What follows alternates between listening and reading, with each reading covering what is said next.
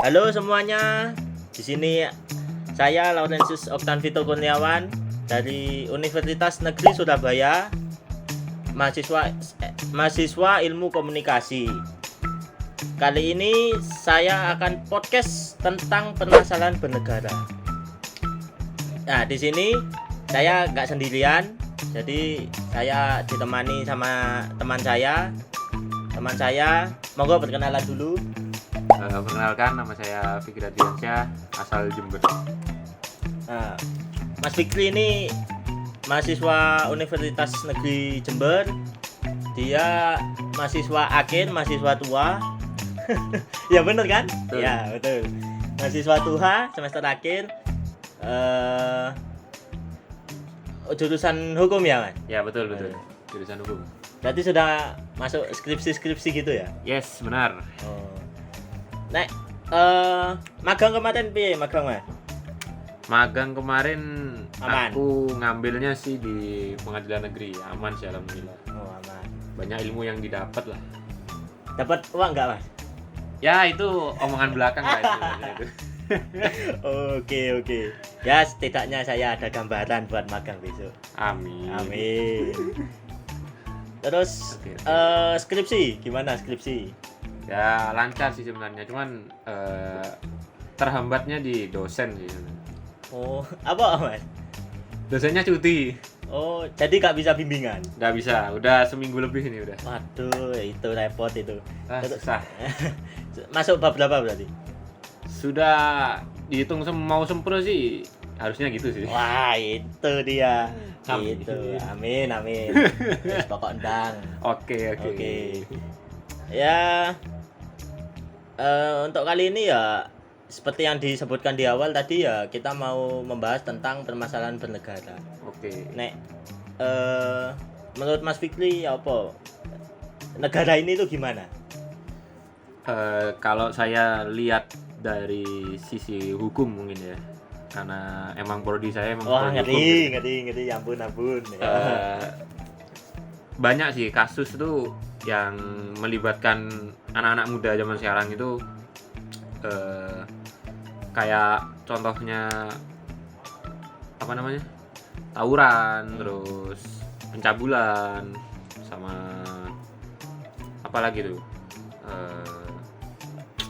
ya anggaplah dua itu dulu lah sebagai garis besarnya. Nah, Kalau waktu itu aku magang di pengadilan negeri itu, kasus-kasus kayak gitu tuh kayak banyak banget itu, dan tersangkanya sendiri itu masih ya seumuran kita atau bahkan di bawah kita tuh ada.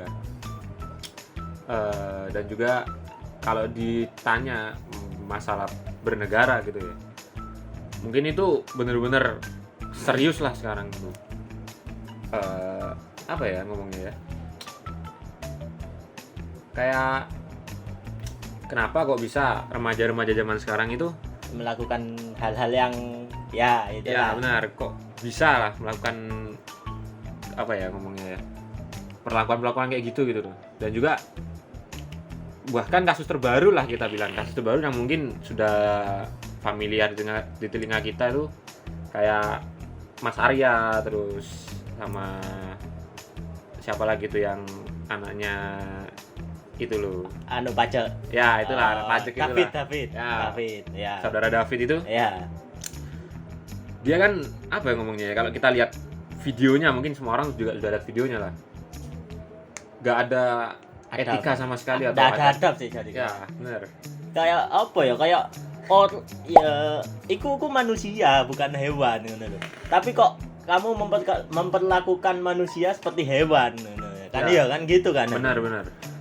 Dan bukan rahasia umum lagi itu kalau sekarang, apalagi kalau di prodi saya ya, prodi hukum itu, anak-anak zaman sekarang tuh 11-12 lah perlakuannya kayak si saudara David ini. Si.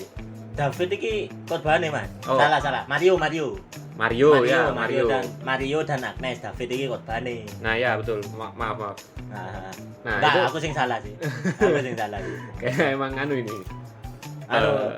lupa Lupa. nama itu. Ya, maklum enggak lah. apa-apa, maklum. Nah itu tuh kayak apa, mereka ini kan apa ya, berpendidikan lah, apa orang-orang yang berpendidikan. Tapi kenapa mereka itu, kita anggaplah kita diajari Pancasila. Ya. Dan di Pancasila nih kita pun pasti dapat lah nilai-nilai yang terkandung dalam tiap poin Pancasila itu. Tapi kenapa kalau kita lihat realitanya sekarang, banyak orang-orang tuh yang nggak menerapkan nilai-nilai Pancasila itu, ataupun Undang-Undang 1945 itu kan pada pembukaannya itu disebutkan kemerdekaan itu hak segala bangsa. Ya. Dan oleh sebab itu maka penjajahan di atas dunia harus dihapuskan karena tidak sesuai dengan peri kemanusiaan dan peri keadilan. Ya ngomongnya gimana ya? Kalau kita pengen bahas keadilan buat seseorang, banyak yang orang tuh gak dapat keadilan lah. Apalagi kalau kita lihat kasusnya si siapa tadi namanya? Mario itu. Korbannya pun nggak ngerti apa-apa gitu loh. Korbannya nggak ngerti apa-apa dan dia dipukuli secara brutal. Kasusnya itu kan jadi kan awalnya itu kan kalau nggak salah Mario ini diomongi sama pacarnya Agnes. Agnes itu ngomong kalau mantannya si David ini itu mau mencabuli. Mau memperkosa atau itu sembarang itu. Nah, si Davidnya ini akhirnya gak terima gitu loh, Mas. Gak terima diparani. Apa kok diparani ya? Didatangi si David ini, lalu ya itu kepuk-kepukan. Ya gimana ya, tapi ya David Mario ini kan hitungannya kan anaknya seorang pejabat di perpajakan lah ya. Kok gitu tuh ya, gimana ya, aku ya gregetan dewe gitu loh, Mas. Gregetan sendiri lihat orang bapaknya itu punya jabatan, punya nama lah, tapi kok anaknya ngisi-ngisi nih, malu-maluin gitu lah. Nah itulah gimana ngomongnya, itu juga jadi suatu pembahasan yang menarik juga. Kenapa dia kok bisa kayak gitu. Dan itu pun dia itu masih di usia yang terbilang cukup muda masih. Masih 21 tahun kalau nggak salah. Nah, kalaupun 21 tahun itu pasti kan dia udah pasti dia itu ngenyam sekolah gitu. Ya. Dan di sekolah pasti dia diajari juga nilai-nilai Pancasila ataupun nilai-nilai dari moral sama nilai pembukaan 1945 itu. Tapi kenapa dia dengan entengnya memperlakukan seseorang tuh tidak berperi kemanusiaan. Itulah. Ya. Tak berperi kemanusiaan.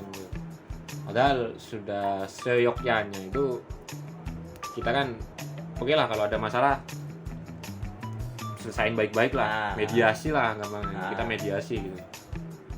Dan tidak gampang kita itu mendengarkan perkataan orang lain yang sekiranya itu mengadu domba kita gitu. Tapi ya untuk umur 21 tahun ya benar mengenyam pendidikan. Tapi ya hitungannya itu kan sudah besar gitu, wis gede, sudah dewasa. Kenapa harus menyelesaikan masalah dengan fisik? Ya gimana ya? Kok gak mikir ngono lah pokok intinya. Apa nek menurut sampean efek apa itu, Mas? Tahu gak sampean? Kalau dibilang efek ya, menurutku sendiri gitu, dia itu terlalu mungkin karena dia itu anak pejabat sendiri gitu, jadi dengan mudahnya dia itu semena-mena sama orang lain. Padahal kalau kita dulu belajar hak dan kewajiban manusia itu, hak seseorang itu kan hak untuk hidup gitu. Ya.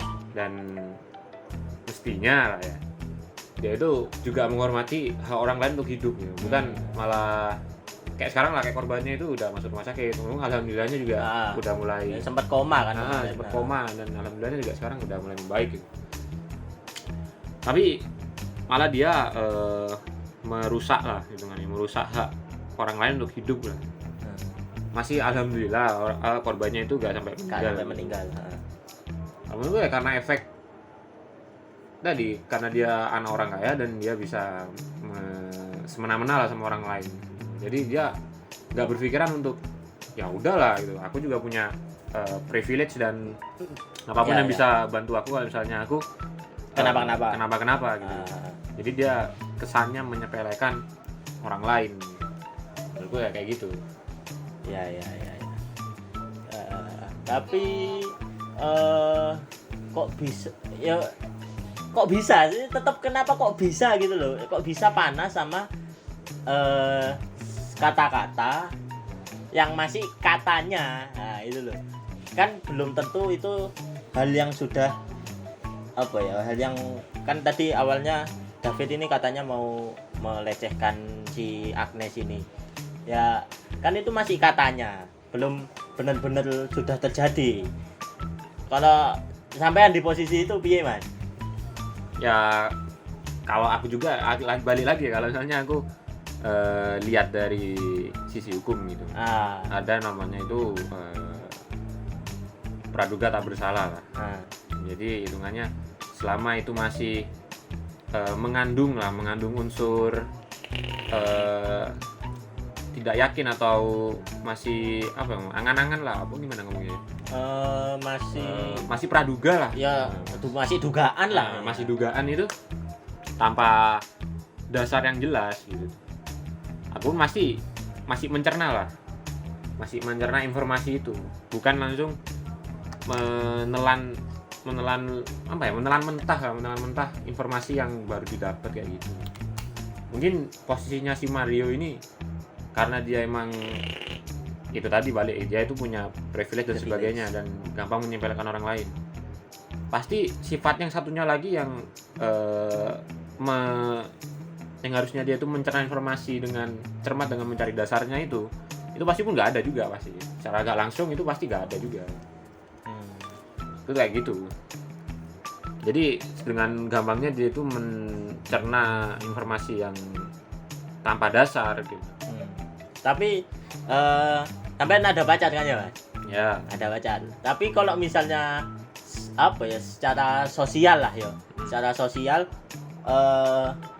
laki-laki itu kan melindungi cewek kan. Ya kalau misalnya sampean kejadian seperti itu, ya apakah ada kemungkinan seperti Mario ini? Kalau aku ya apa ya ngomongnya? Kalau prinsipku sendiri mungkin tiap orang pun beda prinsip juga. Ya. Kalau aku selama seseorang itu belum tentu jadi punyaku gitu. Mas, iki. Itu ya apa ngomongnya ya? Aku pun nggak bisa terlalu percaya lah ngomongnya, nggak bisa terlalu percaya apa yang meskipun itu pacarku sendiri gitu. Meskipun dia ngomong ABC tapi belum ada dasarnya sama sekali gitu. Dan aku emang nggak bisa buktiin gitu. Ya aku ya wes gitu loh aku. Dan juga itu menurutku sendiri ya permasalahan yang mestinya jadi privasimu gitu loh. Bukan malah mengajak orang lain buat apa namanya? Jangan mengajak orang lain buat berbuat kesalahan lah gitu. Gampangannya ya. Ya. Dan aku pun enggak pasti pengen kejadian kayak si Mario ini gitu. Ya. Itu sih kalau nggak bisa terlalu percaya banget lah sama orang yang belum tentu itu jadi masa depanku lah. Wah, iki. Itu prinsipku sih gitu. Ngerti. Oke. Ya. Boleh. Tapi kalau masalah privasi ya ada benernya sih. Soalnya kalau masalah kayak gitu itu sebenarnya bisa sampai enggak secara hukum gitu, nek menurutku enggak bisa bisa enggak sampai ke meja hijau gitulah. Soalnya itu masalah sepele sebenarnya. Apalagi kan soalnya belum valid lah. Belum valid terus masih katanya kamu sudah naik darah dulu gitu loh. Setidaknya kan kalau kalau aku di posisi itu sih ya cari kebenarannya dulu, cari dasarnya dulu. Kalau memang itu benar baru bertindak, tapi bertindaknya secara rasional gitu ya. Ngajak omong atau ya pokok ngajak ketemu lah, ngajak omong dulu, baru kalau memang memang gak bisa diajak omong baru ya lanjut meja hijau itu. Nah, mungkin sedikit tambahan juga ya. Indonesia kan negara hukum gitu. Kalaupun kamu punya permasalahan yang nggak bisa kamu selesaikan sendiri gitu, dan itu bisa berkemungkinan menyeret orang lain untuk melakukan hal yang nggak sesuai sama hukum yang ada lah gitu. Kenapa nggak gini lah skenario nya gitu. Kalau misalnya si cewek ini emang bener lah aku ngomong, emang bener dia itu dilecehkan, kenapa dia nggak melapor gitu. Benar. Aku tuh berpikiran kayak gitu, kita ini negara hukum gitu. Kenapa kita kalaupun ada masalah, apalagi kalau pelecehan lah ya, misalnya emang dia beneran dilecehkan, nah kalaupun dia beneran dilecehkan pasti para ini loh, ngomongnya gimana ya, para teman-teman yang berkecimpung di dunia hukum lah ya. Aku bingung juga kata-katanya, itu tuh pasti maulah membantu dan membela gitu loh, dengan cara yang ada lah, dengan hukum dengan melihat hukum yang sesuai lah dengan keadaan. Misal pun pelecehan, pasti nanti kena pasal gitu, aku gak lupa juga pasal berapa pelecehan. Nah, daripada berakhirnya tuh kayak gini gitu loh, dengan ya kamu menyeret orang lain gitu, terus sampai mengakibatkan orang lain itu hampir kehilangan hidupnya gitu, mengancam orang lain gitu. Lebih baik bisa dibicarakan di para teman-teman yang berkecimpung di dunia hukum gitu, daripada akhirnya kayak gini. Ya. Kataku sih gitu. Kalau misalnya ini David ini benar-benar melecehkan dan sudah kejadian ya wis kayak gini, wis dipukuli Davidnya ini, itu ada kemungkinan nggak Davidnya ini kena pasal?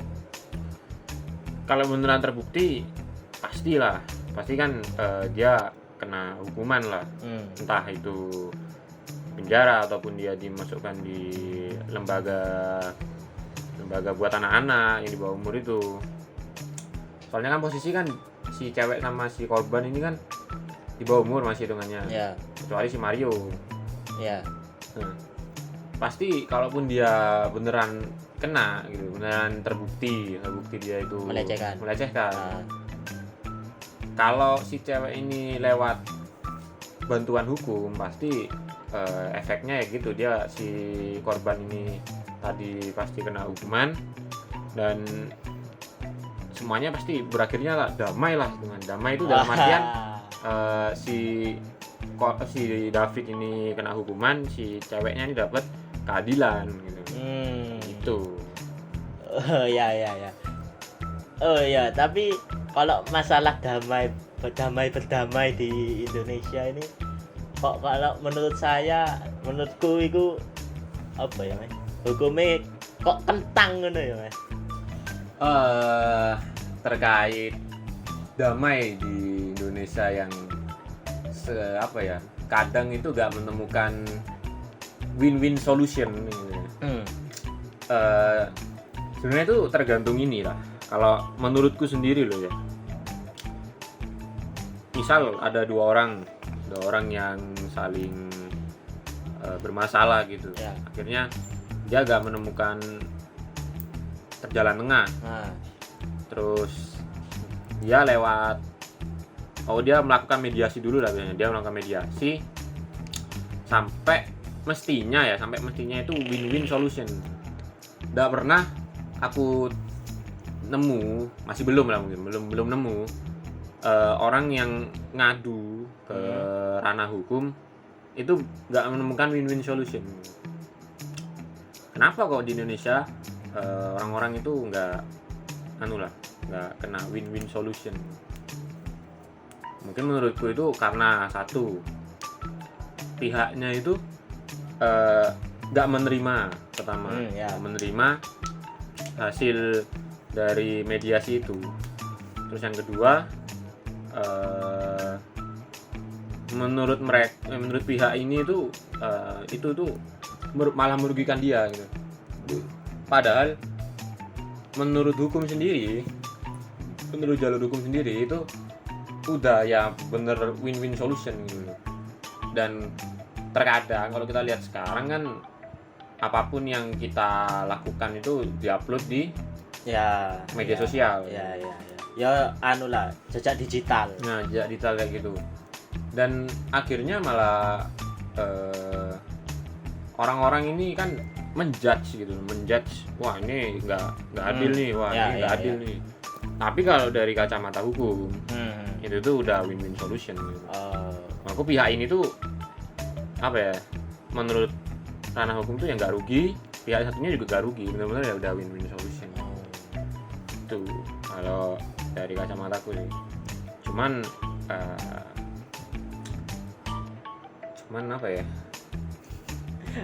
ya itulah nggak terima.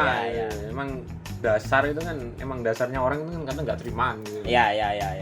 Apalagi yang nggak sesuai sama dia, udah itu udah. Ya wis, pokok ya orang itu kayak mau menang sendiri. Betul. Kayak hampir semua otak kayak gitu ya. Gak mungkin dalam diri kita ya ono kayak ngono.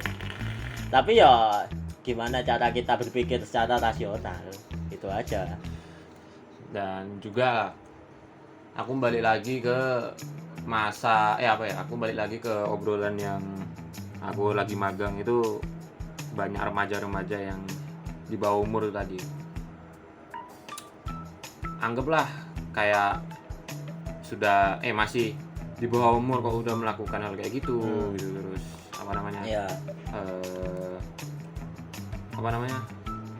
itulah remaja. Terus bahkan agama pun itu juga aku nemui permasalahan yang sampai ke meja hijau gitu, karena terkait agama itu, entah ngesara kah atau pokoknya ngesara lah. Kalau agama itu gak jauh-jauh lah. Kalau muda-mudi kayak gini kan gak jauh ya, pasti tawuran kayak pembunuhan, terus apalagi itu pencabulan, sampai bahkan menimbulkan sampai hamil. Pembunuhan. Oke. Gitu. Kalau aku lihat tuh sudah banyak lah kayak gitu tuh. Dan itu kita nyinggung tadi kan ya si masalahnya si Mario Dandi itu. Dan itu ya aku juga ngelihat dari kacamata gue kayak gitu. Kok bisa gitu. Sudah bisa gitu. Ya kayak podo-podo kok bisa gitu ya. Kok bisa gitu loh. Kok bisa gitu. Ya padahal kita pun udah ngenyam pendidikan itu SD 6 tahun, SMP 3 tahun. Iya. Ya SMA juga 3 tahun gitu. Iya. Nah, gini wes, lanjut wes, Mas. Berhubungan dengan hukum yang kentang ya. Ngikuti Kanjuruhan, Mas. Kasusnya Kanjuruhan. Ikut. Itu kan awalnya itu kan dari bola. Bola itu olahraga loh. Kalau dipikir secara logika, olahraga sama hukum itu kan jauh gitu loh. Tapi kok bisa sampai akhirnya kan meja hijau gitu loh. Apalagi itu kan karena supporter ricuh terus digas air mata kan gitu ya. Menurut perspektif supporter. Enggak. Kalau ricuh itu menurut perspektifnya para polisi. Para ngomongnya oknum ya, Pak ya? Ya oknum. Iya wes oknum. Jangan. Para oknum. Kalau nyebut nanti ada yang tersinggung takutnya. Ya oknum, sorry. Kita bisa mengkoreksi ketikan, kita juga harus bisa mengkoreksi kata-kata. Ya benar sekali. Ya, maaf, tipu. Itu sedikit saya ingat. Ya. Tahu berita yang akhir-akhir ini, yang akhirnya kan ditutup kasusnya ya. Ya. Itu kalau menurut sampean gimana? Kalau menurutku sendiri ya, berdasar apa yang ku tahu, ada dua perspektif yang berbeda. Yang satu yang tadi yang disebutin sama saudara Vito ini, yang dari sisi perspektif para supporter, para polisi. Tapi aku juga gak bisa mengabaikan perspektif dari para supporter juga. Benar. Dimana mereka memberi kejelasan kalau si polisi ini duluan yang melepaskan gas air mata gitu, dan akhirnya membuat kericuhan gitu. Kalau berdasarkan aku sendiri gitu, dan sampai bahkan pun sekarang ya itu tadi kasusnya ditutup gitu dan kayak gak ada apa-apa gitu. Cuman kalau aku ngikutin tersangkanya kan udah ketemu, aku udah ditetapkan beberapa gitu. Dan itu tersangkanya dari pihak mana, tahu nggak? Kalau nggak salah dari si pelepas gas air mata ini. Dari para oknum itu. Itu yang aku tahu gitu. Kalau dari pihak supporternya pun ya kalau diomong dapat rugi gitu. Bahkan orang yang nggak tahu apa-apa kan juga kena imbasnya. Iya, kena imbasnya. Itu kan ngeri Mas, sampai berapa ratus itu. Wah, kalau korban jiwanya aku sudah lupa juga itu. Sampai ratus kan itu. Ya, itu betul. Kan anjir, itu kan wake gitu loh untuk olahraga ya, dalam bidang olahraga lah ya. Sampai bisa merenggut nyawa sebanyak itu kan ya kayak ngeri lah pokok intinya. Dan itu di dunia insiden kayak gitu di dunia persepak bolaan, bahkan di Indonesia itu mengalahkan insiden di luar negeri lah. Ini parahnya itu. Oh ya gak apa-apa be, mlebu top Guinness. Nah itulah ngeri. Agaknya sih dilihat emang aku sebenarnya kalau dari perspektifku sendiri, para korban yang udah ada ini masih belum cukup lah mendapatkan kompensasi yang ada. Masih diomong mungkin keadilan pun sudah dapet, tapi kalau aku bilang persenan 100% gitu lah ya, itu tuh mungkin cuma setengahnya lah, 50%-nya. Karena mereka itu cuman dapet keadilan bahwasanya si tersangkanya ini kan udah ketemu. Ya. Tuh. Jadi kan nggak ada lagi ada yang jadi domba dari sisi supporter ataupun dari pihak oknum itu. Nah, di sisi yang lain, apa orang-orang para korban ini tuh dapatkah ganti rugi dari pihak manapun lah, pihak manapun yang mau mengganti rugi itu masih belum ada gitu. Aku belum baca secara lengkap pihak-pihak yang mau lah bertanggung jawab dan ganti rugi terhadap korban-korban yang berjatuhan ini. Iya. Tuh, kalau menurutku keadilan yang dapat itu ya masih setengah. Masih belum. Ya. Ya mungkin korbannya merasa adilnya mungkin di situ mungkin. Ya, mungkin cuma di situ. Cuman pastilah anggota keluarga masing-masing itu juga merasa, kok aku gak dapat ganti rugi ya, kayak misal tunjangan kah ataupun dibiayai perobatan. Mungkin dia dibiayai perobatan, mungkin ya aku juga sempat baca beberapa dibiayai perobatan.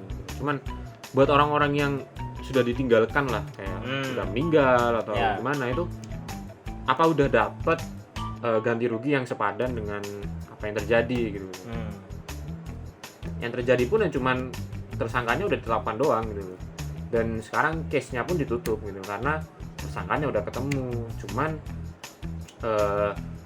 masih belum ada perjanjian mungkin ya, perjanjian atau yang dirasa itu bertanggung jawab ya. Bertanggung jawab terkait terkait korban-korban ini gitu. Aku masih belum baca, kalaupun ada ya mungkin akunya aja masih kurang baca gitu. Ya, Itu. Oke. Ya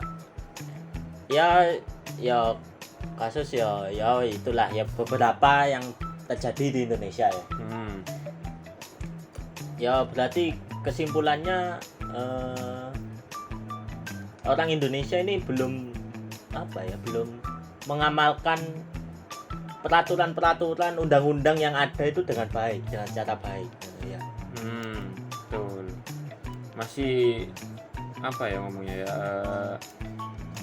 sebenarnya mungkin mereka itu mengamalkan beberapa, cuman untuk beberapa yang lainnya itu ya. mungkin masih belum.